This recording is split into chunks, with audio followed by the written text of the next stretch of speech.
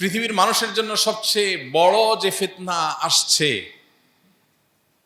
যেই ফিতনার ব্যাপারে এমন কোন নবী রাসূল পৃথিবীতে অতিবাহিত হননি যিনি তার জাতিকে সেই ফিতনা সম্পর্কে সতর্ক করেননি। সেই ফিতনার নাম হলো দাজ্জালের ফিতনা। দাজ্জালের ফিতনা কিন্তু চমকের ফিতনা। দাজ্জালের ফিতনা কিন্তু চমকের ফিতনা। দাজ্জালের কাছে বহুমুখী চমক থাকবে, যে চমকে মানুষের জীবন, মানুষের মরণ কন্ট্রোল করার পাওয়ার তার কাছে থাকবে। এমনকি মানুষের রুটি রুজি, মানুষের খাদ্য পানীয়, এগুলোও তার অনেকটা কন্ট্রোলে থাকবে। এমন একটা পরিবেশ পরিস্থিতি দাঁড়াবে, দাজ্জাল নিজেকে আল্লাহ বলে দাবি করবে, আর মানুষ হাজার হাজার বছর ধরে নবী রাসূলদের মাধ্যমে আল্লাহ সম্পর্কে যে ধারণা, আল্লাহর যে পাওয়ার সম্পর্কে ধারণা পেয়ে আসছিল, দাজ্জালের মধ্যে কিছু কিছু তার নকল এবং ফেক রূপ দেখতে পেয়ে তারা দাজ্জালকে আল্লাহ বলে বিশ্বাস করবে। এবং এই ফিতনার সময় মেয়েরা, পুরুষদের অনেকে এমনভাবে ধেয়ে যাবে, বিভিন্ন বর্ণনার আলোকে সেই ভয়াবহতা বোঝাতে গিয়ে তাদেরকে, যারা ফিতনায় ধেয়ে যাবে, তাদেরকে আটকাবার জন্য বাসা বাড়িতে রশি দিয়ে বেঁধেও আটকানো যাবে না। ওই চমকের পিছনে এরকম পাগল পরা হয়ে পঙ্গপাল যেরকম আগুন জ্বালালে লাফিয়ে লাফিয়ে আগুনে পড়তে থাকে এবং নিজেকে শেষ করে দেয়, সে কেন শেষ করে? কারণ পঙ্গপাল জানে না, ওই পতঙ্গ, ওই পোকা জানে না যে লাল টুকটুকে যে মোমের মাথায় আগুন জ্বলছে এটা তার জীবন হরণকারী। সে দেখছে টুকটুকে লাল ফুলের মতো সুন্দর, দুলছে নাচছে, এই আগুনের অংশটা দেখতে ভয়ঙ্কর সুন্দর। সে লাফ দিয়ে আগুনে পড়ছে আর মুহূর্তের ভিতরে সে শেষ হয়ে যাচ্ছে। মুহতারাম হাজরিন, আজ গোটা পৃথিবীর যেদিকে আপনি তাকাবেন, যেই দিকে তাকাবেন, চতুর্দিকে আপনি দেখতে পাবেন ফিতনা আমাদের গোটা সমাজকে, আমাদের অস্তিত্বকে, আমাদের পরিবারকে, আমাদের পৃথিবীটাকে লেয়ারে লেয়ারে লেয়ারে ঢেকে ফেলেছে, ছেয়ে ফেলেছে। কখনো ফিতনা এডুকেশনের নামে আসে, এডুকেশনের নামে। কখনো ফিতনা ক্যারিয়ারের নামে আসে, কখনো ফিতনা ধর্মের লেবাসে আসে। এই ফিতনাগুলো থেকে বেঁচে থাকা এটা সহজ কোনো কাজ না। মানুষ শুধুমাত্র নিজের বিবেক, বুদ্ধি, নিজের মস্তিষ্ক, নিজের দিমাগ এবং নিজের ব্রেইনের উপর নির্ভর করে এই সব ফিতনা থেকে বেঁচে থাকা সম্ভব নয়। অনেক মেধাবীরা বরং এইসব ফিতনাতে পতিত হয়ে যাবে। নবী করিম সাল্লাল্লাহু আলাইহি সাল্লাম বারবার সতর্ক করেছেন। মুহতারাম হাজরিন, আজকের পৃথিবীটার দিকে তাকালে আমরা দেখব গোটা দুনিয়াটাই হলো চমকের দুনিয়া। চমক ছাড়া আপনি কিছুই দেখতে পাবেন না যেদিকে তাকাবেন। আমরা যে খাবার গ্রহণ করি এগুলোতেও দেখবেন চমক, অসম্ভব স্বাদ, অসম্ভব রকমের আমাদেরকে টানছে, ডোপামিনে ভরা, আমাদের মধ্যে নেশার মতো আগ্রহ, উন্মাদনা তৈরি করছে। আপনি আধুনিক সমাজের তরুণদের, কিশোর দিকে যদি তাকান, আধুনিক যুগের তরুণ কিশোররা দেখবেন যে তারা আখ ছিলে খেতে পারে না। আমরা শৈশবে আখ ছিলে খেয়েছি, এখনো খেতে পারি, কিন্তু এখনকার পোলাপান আখ ছিলে খেতে বললে হাসবে। তারা বার্গারে কামড় দিতে পারে। কিসে কামড় দেয়? বার্গারে কামড় দিতে তারা অভ্যস্ত।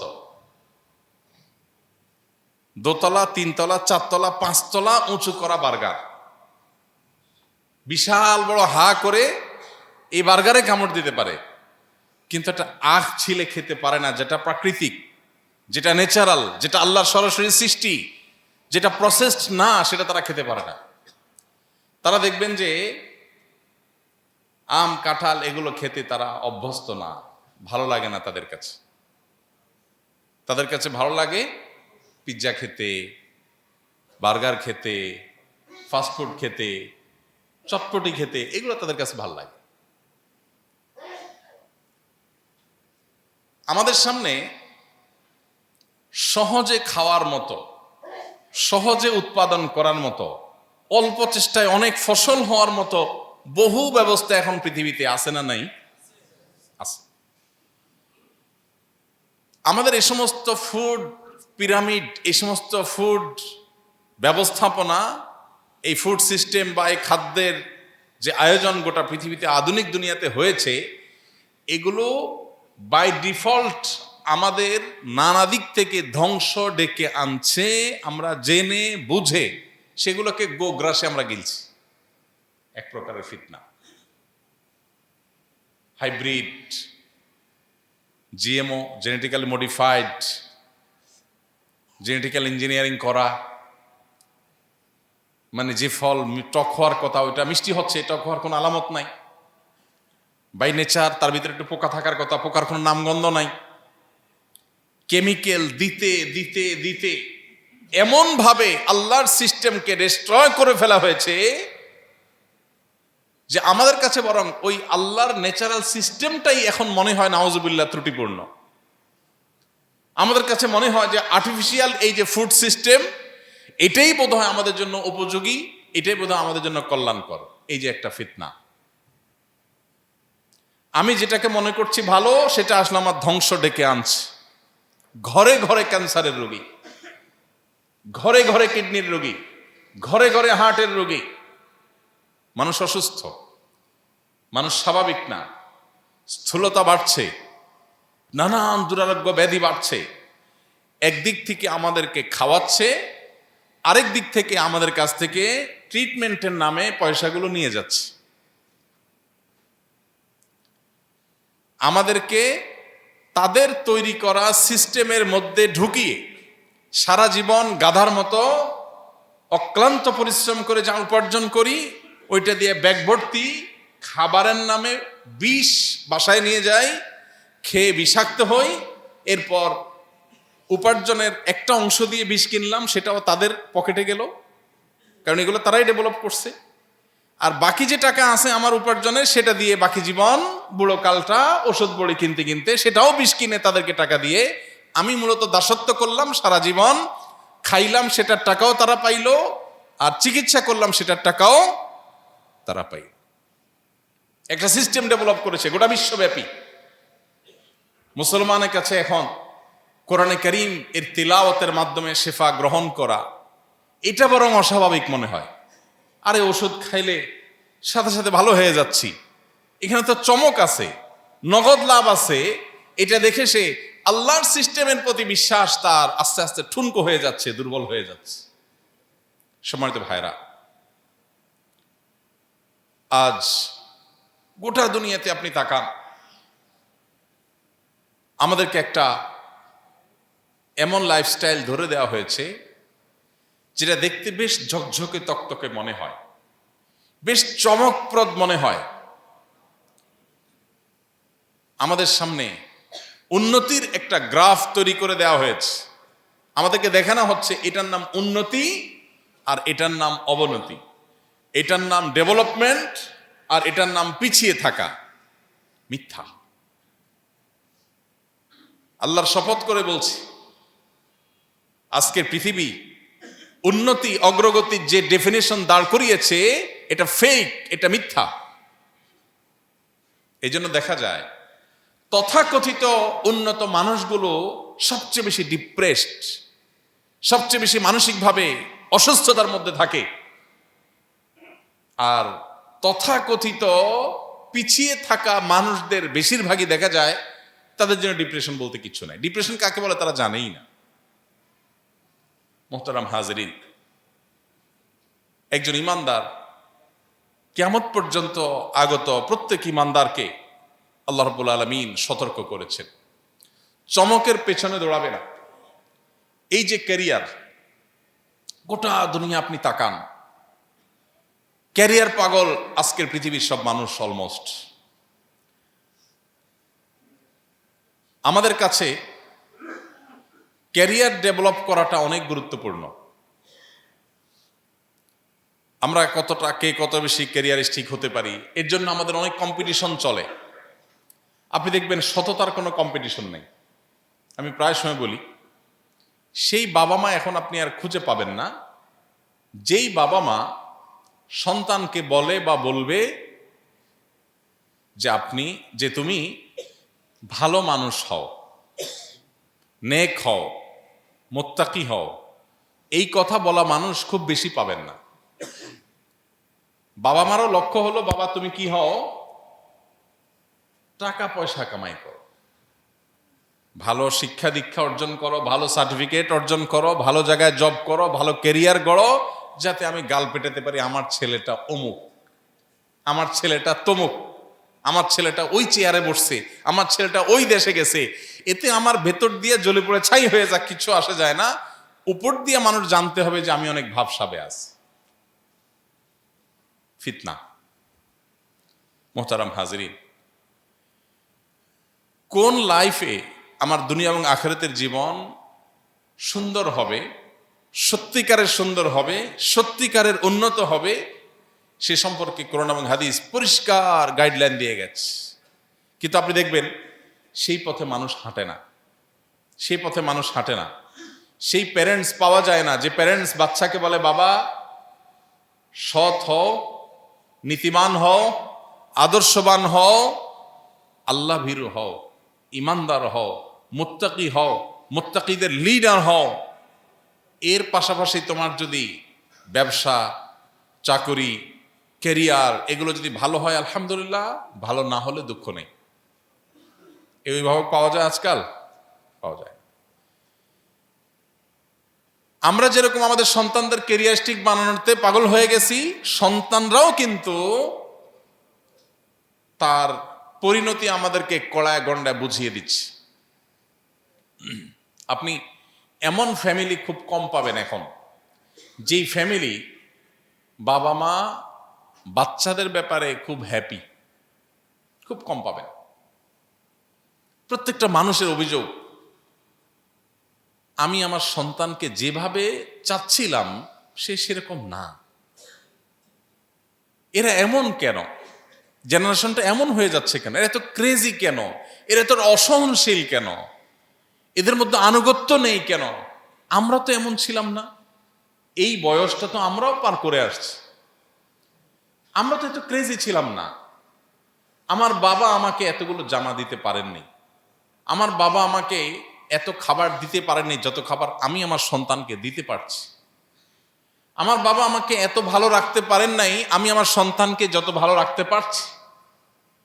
এরপরও আমি আমার বাবার যত অনুগত ছিলাম, আমার সন্তান তার ধারে কাছেও আমার অনুগত নয়। প্রত্যেকটা ফ্যামিলি সাফার করছে অলমোস্ট, ইল্লা মান রাহিমা রাব্বি, হাতে গোনা কেউ বাদ থাকতে পারে। বাহ্যিক দৃষ্টিকোণ থেকে মনে হয় অনেক সুখে আছে, আসলে দুঃখের সমুদ্রে হাবুডুবু খাচ্ছে। ফিতনা আমাদেরকে গ্রাস করে ফেলেছে। আমাদের প্যারেন্টিং কোরআন এবং হাদিসের ছাঁচ অনুযায়ী হচ্ছে না। পশ্চিমাদের দেখিয়ে দেওয়া প্যারেন্টিং এর ওই পাইপলাইনে আমরা ঢুকে গেছি। ওরা আমাদেরকে শেখাচ্ছে এটা সভ্যতা, এটা ভদ্রতা, এটা ভালো। ভালো এবং মন্দের ডেফিনেশন ওরা নিজেরা দাঁড় করিয়ে দিচ্ছে, আর ওইটাকে আমরা ভালো মন্দের ডেফিনেশন ধরে নিচ্ছি। বাচ্চাদের কথা যদি বলেন, আজকের আধুনিক পৃথিবীতে দেখবেন বাচ্চাদের অধিকারের নামে অনেক চমকপ্রদ কাজকাম হয়। নারীদের অধিকারের নামে অনেক চমকপ্রদ কাজকাম হয়, অনেক মুখরোচক স্লোগান আওড়ানো হয়। ফিতনা, বিভ্রান্তি। দেখতে মনে হচ্ছে অনেক সুন্দর, এই লেয়ারের নিচে লুকিয়ে আছে বস্তা পচা সস্তা, একেবারেই ধ্বংসাত্মক ইজম, মতবাদ, থিওরি, এগুলো লুকিয়ে আছে। ভাইরা আমার, আজকের পৃথিবীতে পৃথিবীর উন্নত অংশে আমরা আস্তে আস্তে সেদিকে যাচ্ছি। তথাকথিত উন্নত অংশে আপনি দেখবেন মা বাবাকে বাচ্চাদের শাসন করার অধিকার দেওয়া হয় না। এটা তো আমরা সবাই জানি। উন্নত দেশগুলোকে বাচ্চাদেরকে শাসন করবার কোনো অধিকার বাবা মাকে দেওয়া হয় না। আইনত এটা অপরাধ। বহু কেস আমার কাছে এসেছে, বহু মানুষের হিস্ট্রি আমি জানি, বহু মানুষের চোখের পানি আমার সামনে পড়েছে, কখনো মায়ের, কখনো বাবার, কখনো ফ্যামিলির অন্য কোনো দায়িত্বশীল পর্যায়ের মানুষদের। তাদের সবার অভিযোগের জায়গা হলো, ভাই ছেলেটাকে তার ভালোর জন্য একটা ধমক দিয়েছিলাম, আর পরিণতিতে আমার নামে মামলা হয়েছে। পুলিশ আমাকে বলে দিয়েছে যে তোমার ছেলের 100 মিটার দূরত্বের মধ্যে তোমাকে থাকতে হবে, 100 মিটার ভিতরে ঢুকলে তুমি অ্যারেস্ট হয়ে যাবে, এবং মামলা চলমান, তোমার জেলে যেতে হবে, তোমার বিচার হবে কেন তুমি বাচ্চাকে ধমক দিয়েছ। প্রিয় ভাইরা আমার, এই বিষয়টা বাহ্যিক দৃষ্টিকোণ থেকে দেখতে আমাদের কাছে খুব ভালো লাগে। আরে বাচ্চাদের ব্যাপারে কত কেয়ারি তারা, যে একটা ছোট মানুষ সাইকোলজিক্যালি সে দুর্বল হয়ে বড় উঠবে যদি সে ধমক টমক শুনে, তার গায়ে হাত দিলে সে মানসিকভাবে বিপর্যস্ত হয়ে যাবে। এই জন্য মানসিকভাবে যেন সে ফুরফুরে থাকে, চাঙ্গা থাকে, সে তার ধর্ম চুজ করবে। সে কি মেয়ে হয়ে ওড়না পড়বে কি পড়বে না, নামাজ পড়বে কি পড়বে না, কার সাথে বন্ধুত্ব করবে, কার সাথে রাতে থাকবে, কোথায় যাবে, এটা তার ডিসিশনের ব্যাপার। তাকে স্বাধীনতা দেওয়া হোক, সে নিজের মতো করে বেড়ে উঠুক। শুনতে বেশ সুন্দর লাগতেছে না কথাগুলো? বেশ ইস্তারি করা কথা মনে হচ্ছে না? জগজগে তকতকে মনে হচ্ছে না? বাবা মা যদি ধমক দেয়, ওর মন খারাপ হবে, ও মানসিকভাবে দুর্বল হয়ে যাবে, ও ভীত সন্ত্রস্ত হয়ে পড়বে। ওকে ধমক দেওয়া যাবে না, সে যা খুশি তা করতে দিতে হবে, তাকে স্বাধীনতা দিতে হবে। শুনতে খুব ভালো শোনা যাচ্ছে না ভাইরা আমার? এই কালচার যে সমাজে, পৃথিবীর যে সমস্ত অংশে এস্টাবলিশড আছে, সেই সমস্ত সমাজের বাচ্চারা কেমন আছে আগে আপনি গুগল করলে টের পাবেন। আপনি অনলাইনে ঢুকেন, সার্চ করেন, সেই সমাজের বাচ্চাদের মধ্যে আত্মহত্যার প্রবণতা কি পরিমাণ আপনি খোঁজ করলে দেখতে পাবেন। ডিপ্রেশন কি পরিমাণ আপনি খোঁজ করলে দেখতে পাবেন। তাহলে যেখানে ফ্যামিলি থেকে বাচ্চাদেরকে, বাবা মা থেকে বাচ্চাদেরকে দূরে সরাবার জন্য আয়োজন চলছে, ফ্যামিলি ভাঙার আয়োজন চলছে, তা হয়েছে শিশুর অধিকার। যেখানে স্বামীর সাথে স্ত্রীকে, স্বামী থেকে স্ত্রীকে দূরে সরাবার হাজারো আয়োজন করা হয়েছে, সেটার নাম দেওয়া হয়েছে নারী অধিকার। যেখানে মানুষকে বোকার বেকুব বানানোর প্ল্যান পরিকল্পনা চূড়ান্ত হয়েছে, সেটার নাম দেওয়া হয়েছে মানবাধিকার। ভাইরা আমার, এই ফিতনাগুলো আজ এমন ভাবে ধেয়ে আসছে, এগুলো আমরা শিক্ষার নামে বইয়ে পড়ছি, এগুলো আমরা আদর্শের নামে আমাদের আইনে, সংবিধানে ধারণ করছি, এগুলোকে আমরা সভ্যতার নামে গো গ্রাসে গিলছি এবং এগুলোকে নার্চার করছি। মুসলমানের কাছে আজ কোরআন এবং হাদিস এটা ফোর্থ সাবজেক্টে পরিণত হয়েছে। এটা সেকেলে নাউজুবিল্লাহ, এটা পুরাতন, এখন আর চলে না, এখন আধুনিক যুগ, এখন অনেক আমরা মুখরোচক অনেক নতুন নতুন আইডিওলজি পেয়েছি। এই আইডিওলজি থেকে আমাদের সন্তানদেরকে বাঁচানোর মতো চ্যালেঞ্জের কাজ আর কিচ্ছু নেই। আমি সবসময় বলি, যাদেরকে আল্লাহ সন্তান দিয়েছেন, বাবা হয়েছেন, মা হয়েছেন, অথবা যারা ভবিষ্যতে বাবা মা হবেন স্বপ্ন দেখেন, তাদের জন্য আল্লাহর এই জমিনে এই আগুনের আঁচ চতুর্দিকে যেটা চলছে, বিভিন্ন ইজম, বিভিন্ন মতবাদের নামে, বিভিন্ন কালচারের নামে, বিভিন্ন ডেভেলপমেন্টের নামে আজকের এই পৃথিবীর যে চমকগুলো চলমান আছে, ঝকঝকে তকতকে যে সভ্যতা আপনি দেখতে পাচ্ছেন, এগুলোর ছোবল দিয়ে আপনার সন্তানকে যে বেঈমান বানাবে না, এর কোনো গ্যারান্টি নাই, বরং ইমানদার থাকাটাই হলো চ্যালেঞ্জের। এর জন্য দরকার হলো সচেতনতা, এর জন্য দরকার সতর্কতা, এর জন্য দরকার চোখ কান খোলা। আপনি যেটাকে দেখছেন খাদ্য, সেটা বিষ না তো? আপনি যেটাকে দেখছেন চিকিৎসা, সেটা ধ্বংসের অপর নাম না তো? আপনি যেটাকে দেখছেন শিক্ষা, সেটা শিক্ষার নামে কুশিক্ষা না তো? আপনি যেটাকে দেখছেন শৃঙ্খলা, আইন, সভ্যতা, সেটা সবচেয়ে বড় অসভ্যতা না তো? ওর পেছনে লুকিয়ে থাকা লেয়ারটা কি, এই সম্পর্কে সতর্ক হওয়া আমাদের এইসব ফিতনা থেকে বাঁচার জন্য খুব বেশি জরুরি। আল্লাহ রাব্বুল আলামিন আমাদের সবাইকে এই সমস্ত ফিতনা থেকে বেঁচে থাকার তৌফিক দান করুন। ভাইরা আমার, আল্লাহ রাব্বুল আলামিন মুনাফিকদের সম্পর্কে বলেছেন, আলা ফিল ফিতনাতে সাকাতু, আলা ফিল ফিতনাতে সাকাতু, তারা ফিতনায় পতিত হয়ে গেছে। নবী সাল্লাল্লাহু আলাইহি সাল্লামের সময়কার মুনাফিকদের সম্পর্কে আল্লাহ বলছেন, আলা ফিল ফিতনাতে সাকাতু, জেনে রাখো তারা ফিতনায় ডুবে গেছে, ফিতনায় ডুবে গেছে, ফিতনায় পতিত হয়ে গেছে। আমরা যেন ফিতনায় পতিত না হই, নবীজি আমাদেরকে দোয়া শিখিয়েছেন। তিনি নির্দেশ করেছেন, তাআওয়াজু তাআওয়াজু মিনাল ফিতান মা যাহারা মিনহা ওয়া মা বাতান। তোমরা প্রকাশ্য ফিতনা দেখলে একটু বোঝা যায়, আবার কিছু আছে বোঝা যায় না। উপর দিয়ে দেখা যাবে খুব দারুণ একটা জিনিস, মনে হবে যে অনেক ভালো, কিন্তু সেটার ভেতরে লুকিয়ে আছে অনেক ভয়ঙ্কর জিনিস। এরকম প্রকাশ্য বা অপ্রকাশ্য যত রকমের ফিতনা হতে পারে, এই সব ফিতনা থেকে তোমরা আল্লাহর কাছে পানা চাও।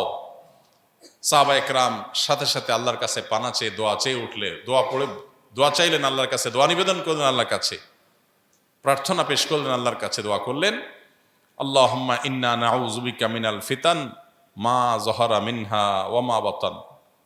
বলেন, আল্লাহুম্মা ইন্না নাউযু বিকা মিনাল ফিতান মা যাহারা মিনহা ওয়া মা বাতান। এর অর্থ হলো, আল্লাহ আপনার কাছে ফিতনা থেকে পানা চাই, আশ্রয় চাই, আপনি ফিতনা থেকে আমাদের রক্ষা করেন। প্রকাশ্য ফিতনা, অপ্রকাশ্য ফিতনা, গুপ্ত ফিতনা, এই সব ধরনের ফিতনা থেকে আপনি আমাদেরকে বাঁচিয়ে রাখেন এবং হেফাজত করেন। মোহতারাম হাজরিন, ফিতনার যত রকম ফের আছে, ফিতনার যত আইটেম আছে, ফিতনার যত পদ্ধতি হতে পারে, সেটা বলে শেষ করা কঠিন। আমাদের কাছে হালাল হারাম এবং উপার্জন সংক্রান্ত ফিতনাও অগণিত আমাদের সামনে আছে। আপনি যেটাকে মনে করছেন হালাল, সেটা আসলে হালাল না। নবী করিম সাল্লাল্লাহু আলাইহি সাল্লাম বলেছেন, কিয়ামতের আগে এমন একটা সময় আসবে, মানুষ মাদককে হারাম মনে করবে, সুদকে হারাম মনে করবে, কিন্তু সে সেটাতে লিপ্ত হবে। কেন? কারণ সেটাকে হারাম মনে করবে, এটা হালাল। হারামটাকে মনে করবে কি হালাল। এটা এমনভাবে তার সামনে পরিবেশিত হবে, সে এটাকে হারাম মনে করবে না। ফিতনা, এই যে বিভ্রান্তি, এটা অনেকটা চোরাবালির মতো, মরিচিকার মতো। আপনি পাও দিয়েছেন, মনে করেছেন আপনাকে স্থির রাখবে, কিন্তু না, তার পেছনে লুকিয়ে আছে গর্ত, সেটা আপনাকে ডুবিয়ে দিচ্ছে। ঠিক একইভাবে আমাদের হালাল হারাম কেন্দ্রিক যে ফিতনা, সেই ফিতনা চতুর্দিকটাতে ছেয়ে গেছে। এই জন্য প্রয়োজন কি? নবী করিম সাল্লাল্লাহু আলাইহি সাল্লাম বলেছেন, আল হালালু বাইয়িন ওয়াল হারামু বাইয়িন ওয়া বাইনাহুমা উমুরুন মুশতাবিহাত। হালাল স্পষ্ট, হারামও স্পষ্ট, আর এই হালাল এবং হারামের মধ্যবর্তী বেশ কিছু বিষয় আছে, যে বিষয়গুলো ধোঁয়াশাপূর্ণ, সংশয়পূর্ণ, সন্দেহপূর্ণ। এগুলোর মধ্যে অনেকে মনে করে, না ঠিক আছে, হারাম তো কিছু দেখি না, চলে তো।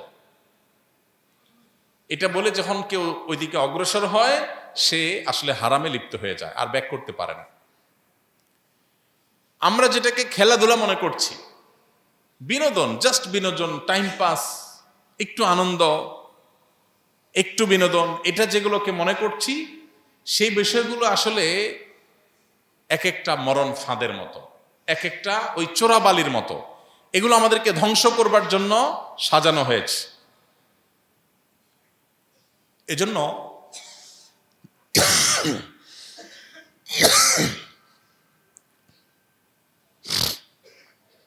আল্লাহ রাব্বুল আলামিনের কাছে পানা চাওয়া দরকার। আল্লাহ তাআলা আমাদেরকে সব ধরনের ফিতনা থেকে হেফাজত করুন। সামাজিক যোগাযোগের মাধ্যম, নাম হয়েছে কি? সামাজিক যোগাযোগের মাধ্যম, সোশ্যাল মিডিয়া। সবচেয়ে বেশি আনসোশ্যাল করে দিস, সবচেয়ে বেশি আনসোশাল করে দিয়েছে, আমাদেরকে সবচেয়ে অসামাজিক করে দিয়েছে।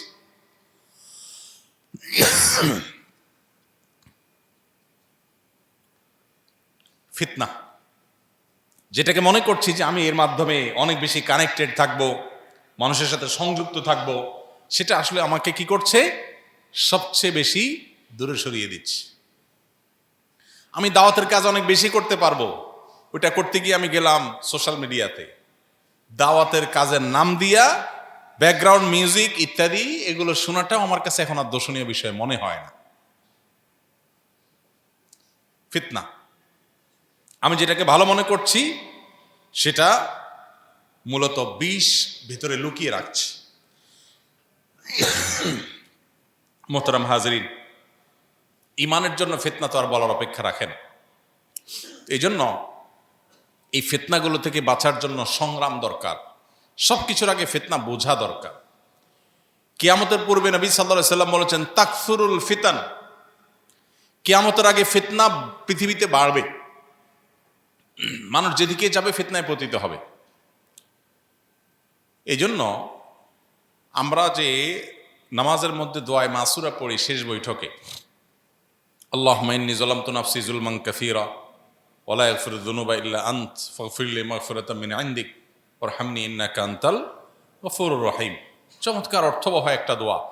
নামাজের অন্তত শেষ এই দোয়াটা যদি আপনি অর্থ বুঝে একটু আল্লাহর কাছে নিবেদন করেন, আপনার মনোযোগ, আপনার আবেগ, এগুলো অটোমেটিক আল্লাহর প্রতি আসবে।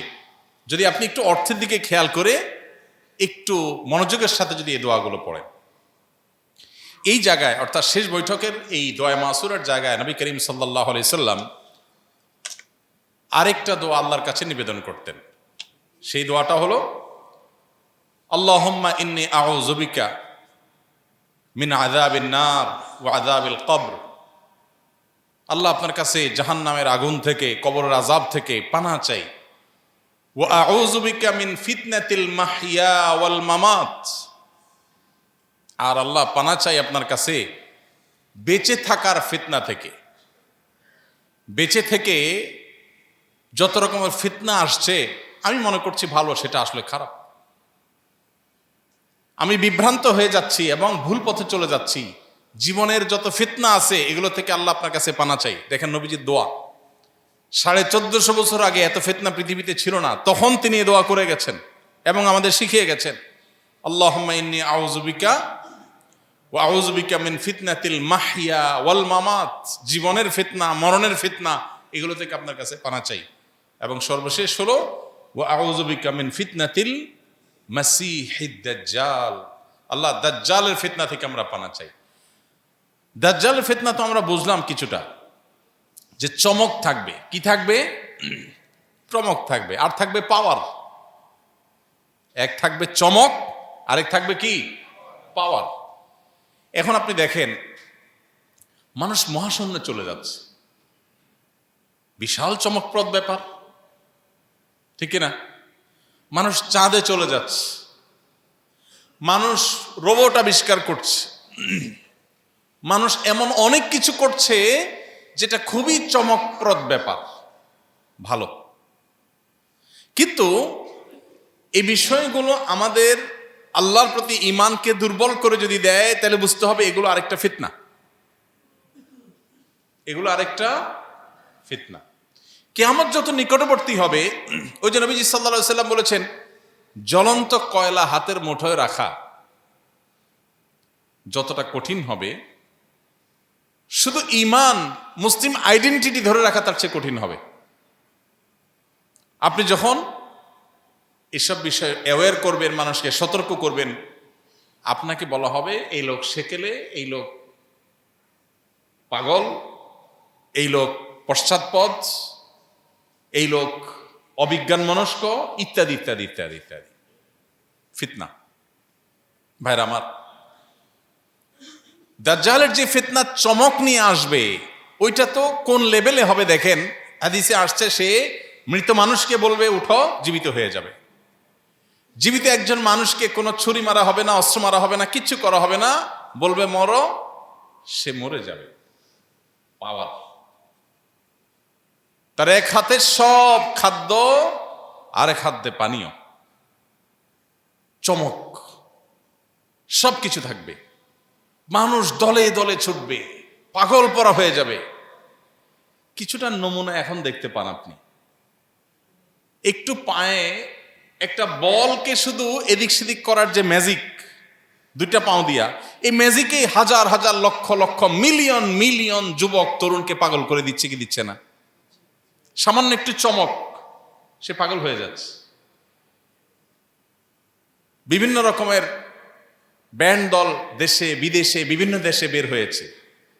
তাদের গলার কণ্ঠের চমকপ্রদ জাদুময় গান তরুণদের পাগল করে দিচ্ছে। পশ্চিমাদের সরবরাহ করা বিভিন্ন রকমের বিনোদনমূলক আইটেম, কালচার, এগুলো আমাদের তরুণদেরকে পাগল করে দিচ্ছে কি দিচ্ছে না? চমক, ফিতনা। এই ফিতনাগুলো থেকে বাঁচা সহজ কাজ না মোহতারাম হাজরিন। এর জন্য এসব ফিতনা থেকে বাঁচার জন্য সব কিছু আগে দেওয়ার দরকার হলো ফিতনা সম্পর্কে সতর্ক হওয়া, সচেতন হওয়া, জানা যে ফিতনা কিভাবে আসে, কিভাবে কাজ করে। আপনি সন্তানকে দিচ্ছেন পড়াশোনা, শিক্ষা, কিন্তু সে শিক্ষার নাম দিয়া সে বেঈমান হচ্ছে, সে নাস্তিক হচ্ছে, ফিতনা। আপনি সমাজে অন্য 10 জনের সাথে ভাবসাবে টিকে থাকার একটা চেষ্টায় গেলেন, ফিতনা। এখন কত হলো বাঁচবো কিভাবে? নাম্বার 1, সমকালীন ফিতনাগুলো সম্পর্কে সচেতন হওয়া। কিভাবে খাদ্য ফিতনা হয়ে আসছে আমার বাসায়, কিভাবে ট্রিটমেন্ট ফিতনা হয়ে ঢুকছে আমার ভেতরে, কিভাবে বিনোদনের নামে, জাস্ট খেলাধুলার নামে, টাইম পাসের নামে আমি ফিতনায় ডুবে যাচ্ছি, আমার ইমান শেষ হয়ে যাচ্ছে, আমার আইডেন্টিটি শেষ হয়ে যাচ্ছে, আমার ভেতরটা শুকিয়ে যাচ্ছে। এই বিষয়গুলো সম্পর্কে আমাদের সতর্ক হওয়া দরকার। মুখরোচক অনেক বুলির মাধ্যমে কিভাবে বিষ আমাদের সমাজে প্রবেশ করিয়ে দেওয়া হচ্ছে। গোটা পৃথিবীতে আপনি দেখবেন এখন খুব অ্যাগ্রেসিভলি পুশ করা হচ্ছে সমকামিতাকে। অ্যাগ্রেসিভলি, এত অ্যাগ্রেসিভলি পুশ করা হচ্ছে, মনে হচ্ছে মানুষের বেঁচে থাকার চাইতেও বড় অধিকার বিষয় এটা। এটাকে অধিকারের খোলসে পেশ করা হচ্ছে যে কিছু মানুষ, তাদের তো ডিমান্ড, তাদের অধিকার আপনি খর্ব করছেন, আপনি বাধা দিচ্ছেন, তাদেরটা তাদেরকে করতে দেন, তাদের স্বাধীনতার ব্যাপার আছে। স্বাধীনতার খোলসে এই জিনিসটা পুশ করা হচ্ছে। কেন পুশ করা হচ্ছে? এর পেছনে প্ল্যান কি, পরিকল্পনা কি, কোন জায়গাটাকে ডিস্ট্রয় করতে চায় তারা, সেটা বেশিরভাগ মানুষ আমরা বুঝি না, বোঝার কথা না। আমরা জাস্ট গুটি, আমাদেরকে চালা হচ্ছে। এরকম অনেক বিষয় আছে যে বিষয়গুলো সমাজে ব্যাপকভাবে ছেয়ে গেছে, কিন্তু সেগুলোকে ফিতনা হিসেবে আমরা জানি না। এগুলোর সঙ্গে জানা হলো সবচেয়ে জরুরি বিষয়। এই জন্য ফিতনা সম্পর্কে আমরা আজকে হয়তো মৌলিক কিছু কথা বলার চেষ্টা করলাম, কিন্তু ফিতনাকে ধরে ধরে আরো ডিটেইল আলোচনায় আমরা যদি আলোচনা করতে পারি, ইনশাআল্লাহ হয়তো এটা পরিষ্কার হবে। তো ফিতনা সম্পর্কে, আধুনিক কালের ফিতনাগুলো সম্পর্কে নানাবিধ লেকচার, বই পুস্তক আছে, সেগুলো আমাদের পড়তে হবে, কিনতে হবে এবং সেগুলোকে বোঝার চেষ্টা করতে হবে। 1 নাম্বার 2, আল্লাহ তাআলা কোরআনে কারিমে বলেছেন পরিষ্কারভাবে, যদি তোমরা তাকওয়া অবলম্বন করো, ইয়া আইয়ুহাল্লাযীনা আমানু ইন তাত্তাকুল্লাহ, হে ঈমানদাররা, যদি তোমরা তাকওয়া অবলম্বন করো, হালাল হারামের ব্যাপারে নো স্যাক্রিফাইসের জায়গায় চলে যাও, যে এটা আমাকে আল্লাহ এলাও করেন, আমি করব না, আমার বুঝে আসুক বা না আসুক। তুমি যদি এই লেভেলে আল্লাহর আনুগত্যের মধ্যে থাকতে পারো, তাহলে ইয়াজআল লাকুম ফুরকানা, আল্লাহ তোমাকে পৃথিবী থেকে মৃত্যু পর্যন্ত আখিরাতের দিকে তোমার যে যাত্রা, এই যাত্রা পথে আল্লাহ তাআলা সত্য এবং অসত্য, হক এবং বাতিল, ভালো এবং মন্দ, এটার মধ্যে পার্থক্য নির্দেশক দেয়াল নির্মাণ করে দিবেন। আল্লাহ তোমাকে ফুরকান দিয়ে দিবেন, যে ফুরকান তোমাকে পার্থক্য করে দিবে কোনটা হক কোনটা বাতিল। তুমি ফিতনায় পতিত হবা না যদি তুমি তাকওয়া অবলম্বন করে চলো। অন্য হাদিসে নবী সাল্লাল্লাহু আলাইহি সাল্লাম কিয়ামতের আগে ফিতনা সংকুল সময়ে বলেছেন ইবাদতকে আঁকড়ে ধরার জন্য। আরেক বর্ণনায় কিতাব এবং সুন্নাহকে আঁকড়ে ধরার কথা বলেছেন। তাহলে 3টা জিনিস আমরা এখানে পেলাম। 1, তাকওয়া অবলম্বন করা। আল্লাহ যেটাকে হারাম করেছেন তার ধারে কাছেও আমি যাব না, সেটা যত মুখরোচক হোক, সেটা যত চমকপ্রদ হোক। আর আল্লাহ যেটা নির্দেশ করেছেন সেটা আমি করবই করব, তাতে যা হয় হোক। এই লেভেলে যদি কেউ যেতে পারে, আল্লাহ তাকে হেফাজত করবেন। নাম্বার 2, আল্লাহর ইবাদত এবং বন্দিগির মধ্যে নিজেকে, নিজের পরিবারকে যতটা আবদ্ধ করে রাখা যায়। আমার কেরিয়ার, আমার সামাজিক অবস্থান, আমার ভাবসাব, আমার ব্যবসা বাণিজ্য, এই সব কিছু আমার দরকার আছে, কিন্তু ইবাদতের চাইতে বেশি না, আমার তাকওয়ার চাইতে বেশি না। এটা যদি করা যায় তো আল্লাহ তাআলা ফিতনা থেকে হেফাজতে রাখবেন। এবং তৃতীয়ত হলো, কোরআন এবং সুন্নাহকে যদি কেউ আঁকড়ে ধরে যে বাবা এত কিছু বুঝি না, কোরআন এবং সুন্নাহ কি বলছে, কোরআন সুন্নাহর বাইরে আমি যাব না, এই পর্যায়ে যদি কেউ থাকার চেষ্টা করে, মুস্তাহিদ উলামা ইকরামের যে ইস্তিহাদ কোরআন সুন্নাহর উপরে ভিত্তি করে হয়েছে, সেটার মধ্যে থাকাটাও কোরআন সুন্নাহর মধ্যেই থাকা। অতএব কোরআন সুন্নাহর মধ্যেই থাকার যদি কেউ চেষ্টা করে, আল্লাহ তাকে ফিতনা থেকে হেফাজত করবেন, রক্ষা করবেন। তাহলে 4টা হলো। প্রথমটা হলো ফিতনা সম্পর্কে সচেতন হওয়া, জানা। দ্বিতীয় হলো তাকওয়া অবলম্বন করা, আল্লাহর নির্দেশ মতো চলা, নিষেধ থেকে বাঁচার জন্য সংগ্রাম করা। আর 3 নম্বর হলো আল্লাহর ইবাদত বন্দেগীর মধ্যে নিজেকে আবদ্ধ রাখা। 4 নম্বর হলো কোরআন এবং সুন্নাহর মধ্যেই থাকা যথাসম্ভব। আর 5 নম্বর হলো আল্লাহর কাছে দোয়া করা। কি করা? সবচেয়ে বড় অস্ত্র, চোখের পানি ফেলে দোয়া করা। আল্লাহুম্মা ইন্না নাউযু বিকা মিনাল ফিতানি মা যাহারা মিনহা ওয়া মা বাতান। আল্লাহ, আমি জানি না কোনটা ফিতনা কোনটা ফিতনা না, ফিতনা কিভাবে আসছে আমি জানি না। আল্লাহ, আপনি আমাকে হেফাজত করেন, আপনি হেফাজত করেন। আল্লাহ, আমি নিজের বিবেক দিয়ে সব ফিতনা থেকে বাঁচতে পারবো না, আপনি আমাকে বাঁচায় দেন। আল্লাহর কাছে দোয়া করা। নামাজের শেষ বৈঠকে যখন দোয়া মাসুরা পড়েন, এই দোয়াটাও পড়েন মাঝে মধ্যে। আল্লাহুম্মা ইন্নী আউযু বিকা মিন আযাবিন নারি ওয়া আযাবিল কবর ওয়া আউযু বিকা মিন ফিতনাতিল মাহইয়া ওয়াল মামাত ওয়া আউযু বিকা মিন শাররি ফিতনাতিল মাসীহিদ দাজ্জাল। আল্লাহ, আপনার কাছে পানা চাই জীবনের, মরণের এবং দাজ্জালের ফিতনা থেকে। নামাজের অংশ করে দিয়েছেন নবী সাল্লাল্লাহু আলাইহি ওয়াসাল্লাম, নামাজের শেষ বৈঠকে করেছেন। কত গুরুত্বপূর্ণ হলে এইভাবে তিনি আল্লাহর কাছে দোয়া করেছেন। এজন্য ভাই, এই দোয়া আমরা করব, আল্লাহর কাছে সাধারণভাবে দোয়া করব যে আল্লাহ, আপনি আমাদেরকে ফিতনা থেকে বাঁচিয়ে রাখেন। আমাদের মা বোনদের জন্য বহু ফিতনা আছে, মা বোনরা বোঝেন না, অনেক মা বোনরা বোঝেন না। মুখরোচক অনেক স্লোগান দেখে তারা প্রতারিত হন। অনেক দিনদার নামাজি কালামি মা বোন পশ্চিমাদের মিথ্যা কথায় তারা বিশ্বাস করে ফেলেন। তারা মনে করেন যে আমার তথাকথিত স্বাধীনতা, মত প্রকাশ, ব্যক্তি স্বাধীনতা, ইসলাম তো মানুষকে, প্রত্যেকটা মানুষকে স্বাধীন, এমন লেভেলের স্বাধীনতা ইসলাম দিয়েছে। প্রত্যেকটা মানুষের অ্যাকাউন্টকে আলাদা আলাদা করতে বলেছে। একটা বাচ্চা যদি গিফট পায় লক্ষ লক্ষ কোটি কোটি টাকা, মা বাপ সেটা আত্মসাৎ করতে পারবে না, চাইলেও খরচ করতে পারবে না। বাচ্চার টাকায় বাচ্চার জন্য খরচ করার পর যেটা থাকবে সেটা রেখে দিতে হবে বাচ্চা প্রাপ্তবয়স্ক হওয়ার পর পর্যন্ত। কোন লেভেলের অধিকার দিয়েছে ব্যক্তিগত, যেটাকে মত প্রকাশের অধিকার আপনি বলেন। বাচ্চাকে যদি কোনো বাপ মা বিয়ে দেয়, কোনো বিয়ে দেয় যদি অপ্রাপ্তবয়স্ক অবস্থা, ইসলামের নির্দেশনা হলো প্রাপ্তবয়স্ক হওয়া পর্যন্ত এটা ঝুলে থাকবে। বাচ্চা প্রাপ্তবয়স্ক হওয়ার পর বাবা মার সিদ্ধান্তকে সে কন্টিনিউ করবে নাকি ডিনাই করবে, এই অধিকার তার হাতে থাকবে। এখন প্রাপ্তবয়স্ক আবার কাকে বলে, এটা আরেক আলোচনা, এটা আরেক ফিতনার বিষয়। ইসলাম আমাদেরকে প্রাপ্তবয়স্ক হওয়ার সংজ্ঞা দিয়েছে, বায়োলজিক্যাল প্রাপ্তবয়স্ক হওয়ার সংজ্ঞা, সবচেয়ে যৌক্তিক এবং লজিক্যাল।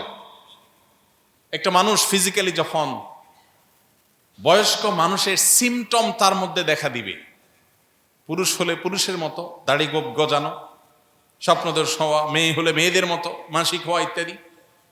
অর্থাৎ বায়োলজিক্যালি সে আসলে তার মধ্যে একটা জেনেটিক্যালি চেঞ্জ হয়েছে এবং বায়োলজিক্যালি সে বয়স্ক মানুষ হচ্ছে, সেই সিমটম তার মধ্যে আসছে, তখন তাকে প্রাপ্তবয়স্ক বলেছে ইসলাম। এটা যৌক্তিক। আর আপনি বলতেছেন ভাই, কোনো দেশে 18, কোনো বয়সে 16, কোনো দেশে 21, 10 বছর পরে বলবেন 31, তার আগ পর্যন্ত শিশু। মনে চাইলেও একটা ফিগার বসাই দিলেন। আপনি যে 18 বসাইলেন, ওয়াই নট 17, ওয়াই নট 19? কোনো যৌক্তিক কারণ আছে? কোনো ব্যাখ্যা আছে? কোনো দেশে 16, এক আমেরিকার মধ্যে কোথাও 16, কোথাও বেশি কোথাও কম। আর ইসলাম বলেছে না, যখন পুরুষের আলামত তার ছেলে মধ্যে বাচ্চার মধ্যে আসবে তখন সে প্রাপ্তবয়স্ক ধরবে। যাই হোক, তো যে কথাটা বলছিলাম, আমাদের বোনদেরকে অনেক ফিতনা গ্রাস করে ফেলছে। নবী সাল্লাল্লাহু আলাইহি ওয়াসাল্লাম সতর্ক করেছেন বিদায় হজের ভাষণে, মেয়েদের বিষয়ে তোমরা আমার কাছ থেকে ওসিয়ত গ্রহণ করো। আমাদের বোনদেরকে মুখরোচক কথা দিয়ে ভুলিয়ে ফেলছে, বিভ্রান্ত করে ফেলছে, কিশোরদেরকে বিভ্রান্ত করে ফেলছে। আমি ওই কথা বলতে গিয়ে অন্যদিকে গিয়েছিলাম যে বাচ্চাদেরকে শাসন করতে পশ্চিমারা আপনাকে অনুমোদন করবে না, বলবেন না শাসন করা যাবে না কেন? কারণ এটা শিশুর অধিকার খর্ব হবে। আপনি বলবেন ওয়াও, শিশুদের ব্যাপারে কি পরিমাণ সতর্ক তারা, হ্যাঁ, কত সিরিয়াস, তাই না? আপনি এটা অন্য লেয়ারে চিন্তা করেন তো, তারা যে কালচার ডেভেলপ করছে সেই কালচারে শিশু বাবা মার সান্নিধ্য বেশি পায়, নাকি আমরা যে কালচারের মধ্যে আছি এখানে শিশু বাবা মার সান্নিধ্য বেশি পায়? আমাদের কালচারে বেশি পায় না? মনে করেন একজন মা গৃহিণী, তিনি বাহিরে কোথাও জব করতে যান না, এই বাচ্চাটা তার সান্নিধ্য সাহচর্য যতটা পায়, একজন মা যখন বাহিরে জব করতে যান তখন কি এতটা সান্নিধ্য পায়? তো যদি না পায়, এই বাচ্চার জন্য পৃথিবীতে মায়ের চাইতে আপন আর কেউ হতে পারে? কোন সিস্টেমে সম্ভব মায়ের শূন্যতা পূরণ করা? কেন আপনাদের বাচ্চাগুলো ডিপ্রেসড হয়ে বড় হচ্ছে আপনারা তো চিন্তাও করেন না। একদিকে আপনাকে খুব চমকপ্রদ একটা জিনিস বোঝানো হচ্ছে, আপনি বলছেন ওয়াও কত সুন্দর, কিন্তু এর পেছনে লুকিয়ে আছে এক ধ্বংস। এই বাচ্চা ডিপ্রেসড হয়ে, এই বাচ্চা মানসিকভাবে শারীরিকভাবে দুর্বল হয়ে সে বড় হচ্ছে। ভাইরা আমার, এরকম হাজারটা বিষয় আছে যেগুলো আজ আমাদের সমাজে মুসলমানরাই আমরা গোগ্রাসে গিলছি, সেগুলোকে ওয়েলকাম করছি, মনে করছি ওয়াও অনেক ভালো। আরেকটা ফিতনার কথা বলি, মনে করেন পৃথিবীর উন্নত অনেক দেশ আছে। বেশ কিছুদিন আগে আমাকে এক ভাই বলতেছিল যে ওরা কত মানবিক, আপনি জানেন আমার দেশে মানুষ এত খারাপ, চুরি ডাকাতি চুপটামি মিথ্যা বাটপারি কোন লেভেলে করে আমার দেশের মানুষ। ওয়াও, বিশেষ করে আমাদের দেশের কিছু ভাইরা উন্নত দেশে যখন মাইগ্রেন্ট হয়ে চলে যান, ওখানে এস্টাবলিশড হয়ে যান, তো এমনি তো আমাদের দেশে নানান অনিয়ম, অপশাসন, গুড গভর্নেন্সের অভাব এগুলো তো আছে, এটা তো সত্য কথা। তো এগুলো ওনাদেরকে মাঝে মধ্যে দেখা যায় যে এমন লেভেলে বলেন যে দেখেন এখানে কত সুন্দর, সবাই কিউই মেনটেন করে, সবাই খুব আপনার সিরিয়াল অনুযায়ী সব কিছু করে, সবাই খুব ভদ্র, সবাই কোয়াইট অ্যান্ড সাইলেন্ট, কেউ কারোর অধিকার নষ্ট করে না, কেউ কাউকে কিচ্ছু করে না। আমি বললাম ভাই অনেক হয়েছে, এবার একটু থামেন, একটা প্রশ্নের উত্তর দেন। বলে কি?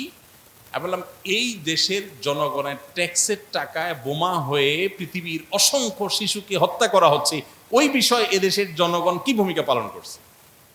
তখন কবি নীরব হয়ে গেছে। তাই বললাম আপনি মানবতার এই লেয়ারটা চিন্তা করলেন না, এই লেয়ারটা চিন্তা করলেন না। আপনাকে দেখানো হচ্ছে একটা বিড়াল একটা গর্তে পড়ে গেছে, এই বিড়াল উদ্ধার করার জন্য সেনাবাহিনীর তাদের ফোর্স চলে গেছে, হেলিকপ্টার নিয়ে চলে গেছে, ঝুলে ঝুলে রশি দিয়া ওই বিড়ালটাকে উদ্ধার করছে। ওয়াও কি মানবিক! তারা কুত্তার জন্য হসপিটাল করেছে, বিড়ালের জন্য হোস্টেল খুলেছে, কি মানবিক! কিন্তু শিশু মেরে সাফ করে ফেলতেছে, শিশু মেরে সাফ করে ফেলছে, গোটা স্কুল একসাথে শেষ করে দিচ্ছে, শিশু সহ, শত শত শিশু সহ হসপিটাল শেষ করে দিচ্ছে। একদিকে বলতেছে এই বাবা তুমি কেন মেয়েকে বলছো ওড়না পড়তে, তুমি তাকে সেক্সুয়াল অ্যাবিউজ করেছ, চলো জেলখানায় চলো। বাবারই এত সতর্ক বাচ্চাদের ব্যাপারে, যে বাবা হয়ে সন্তানকে একটু কড়াকড়ি করেছে, এটাতে অন্যায় হয়ে গেছে। বাহ, বাচ্চাদের ব্যাপারে কত সিরিয়াস, তাই না? কিন্তু সেই মানুষটাই বাচ্চাদের গণহারে হাজার হাজার বাচ্চার লাশ বের করছে তার ট্যাক্সের টাকা দিয়ে, কোনো অসুবিধা হচ্ছে না। তাদের পার্লামেন্ট অনুমোদন দিচ্ছে, তাদের সিনেটররা অনুমোদন দিচ্ছে, আর এগুলোকে সন্দেহাতীত ভাবে তারা মনে করছে তারা ভালো কাজ করছে। ভাইরা আমার, কোরআনে আল্লাহ তাআলা বলেছেন, তারা বলে ইন্নামা নাহনু মুসলিহুন, তারা বলে আমরা বিশ্বে শান্তি প্রতিষ্ঠা করছি। কি করছি? শান্তি প্রতিষ্ঠা করছি। যেই দেশে যা খুশি করলাম, এত মানবিক? তাহলে আফ্রিকার এক একটা গরিব দেশের খনিজ সম্পদ লুট করার জন্য শান্তি রক্ষার নামে সেখানে হাজার হাজার লোক মোতায়েন করে তাদের সম্পদ চুরি করে লুট করে দিনের আলোতে রাতের অন্ধকারে নিয়ে যাচ্ছ। তুমি সভ্য? তুমি মুসলমানকে সভ্যতা শেখাতে আসছ? তাকে যে সভ্যতা মনে করছে সে ফিতনায় পতিত হয়েছে। সে জানে না এর পেছনের লেয়ার অত্যন্ত ভয়ঙ্কর। ভাইরা আমার, অনেক মুসলমান আছি আমরা এই সমস্ত ফিতনায় ডুবে গেছি। আমাদের কাছে বুঝে আসে না এগুলো কি। একজন মানুষ আল্লাহর প্রতি বিশ্বাস করে না, আর সব ভালো, কয় ওদের ইমানটা নাই, শুধু বাকি সব জিনিস মাশাআল্লাহ। শুধু কি নাই? ইমানটা শুধু নাই। আমাদের শুধু ইমান আছে, আর আমরা চুরি করি, মিথ্যা কথা বলি, বাটপারি করি, কোনো ঠিক ঠিকানা নাই। মুসলমানদের অবস্থা দেখছেন কি অবস্থা? দুর্নীতিতে ভরা। শুধু কি আছে? ইমান আছে। আর ওদের ইমান নাই, বাকি সব আছে। ব্যাপারটা কিরকম হলো? ওই যে এর আগে বলছিলাম, এক মুরব্বী, ডিজিটাল পৃথিবী সম্পর্কে ধারণা নাই। উনি দেখতেছেন একটা লোক ঝগড়া করতেছে একজনের সাথে। বলে, কি হয়েছে বাবা? বলে, ওনার কাছ থেকে আমি 10,000 টাকা পাইতাম, অনেকদিন ঘুরাইছে, উনি একটা মোবাইল ব্যাংকিং এর নাম্বার চাইছে, নাম্বার দিছি, উনি ওই টাকা আমাকে দিছে, কিন্তু একটা ডিজিট ভুল করছে, ছিল 0, উনি 0-র জায়গায় 9 চাপ দিয়ে টাকাটা পাঠাই দিচ্ছে। টাকাটা আরেকজনের কাছে চলে গেছে। এই জন্য আমি তার সাথে ঝগড়া করতেছি। পাশে আরেকজন দাঁড়িয়ে আছে, ওনার থেকেও 10,000 টাকা পাইতো, উনি 5,000 পাঠাইছে, বাকি 5,000 পাঠায় নাই, তবে 5,000 কারেক্ট নাম্বারে পাঠাইছে। এখন যেই মুরব্বী ডিজিটাল এই নাম্বারের কাজ এগুলো বুঝে টুঝে না, এই টেকনোলজি সম্পর্কে জানো না, সে মুরব্বী বলতেছে, বাবা, একটা লোক 10,000-এর জায়গায় 5,000 দিছে, তুমি তারে কিছু বলতেছো না। আর এই বেচারা 10,000-এর জায়গায় 10,000-ই দিছে, খালি একটা নাম্বার ভুল করছে, এটার জন্য এত চেতার কি আছে? কি বলেন? শুধু একটা নাম্বার ভুল করছে, 11টা নাম্বারের 10টাই ঠিক করছে, আবার 10,000 টাকাও ঠিক আছে, একটা নাম্বার ভুল হয়েছে, এটার জন্য এত অস্থির হওয়ার কি আছে? যে ডিজিটাল এই সিস্টেম বুঝে না, সে বুঝবে না যে একটা নাম্বারে ভুলই সব কিছুকে বরবাদ করে দিবে কিয়ামতের ময়দানে। যে তার রবকে অস্বীকার করে, যার ভিতরে ঈমান নাই, তার সব ভালো কাজগুলো বরবাদ, 2 পয়সার কোনো ভ্যালু হবে না। আর যার আল্লাহর প্রতি ঈমান আছে, তার অনেক খারাপ জিনিস থাকলেও ওই ঈমানের কারণে সে অল্প হলেও পাবে, ওই যে 5,000 হলেও পাবে। আল্লাহ তাআলা পৃথিবীর এই চমক, এই ফিতনা, এগুলোর কারণে যেন আমাদের ঈমান, আমাদের আমল, আমাদের তাকওয়া, এগুলো থেকে আমরা সরে না যাই। আল্লাহ আমাদেরকে হেফাজত করুন। আমাদের জেনারেশন, আমাদের সন্তান সন্ততি, আমাদের বাচ্চা কাচ্চাগুলো, আমাদের ফ্যামিলি, আমাদের বোনদেরকে আল্লাহ তাআলা গোটা পৃথিবীর শয়তান এবং শয়তানের দোসরদের ফিতনার বিছানো জাল থেকে আল্লাহ তাদেরকে হেফাজত করুন।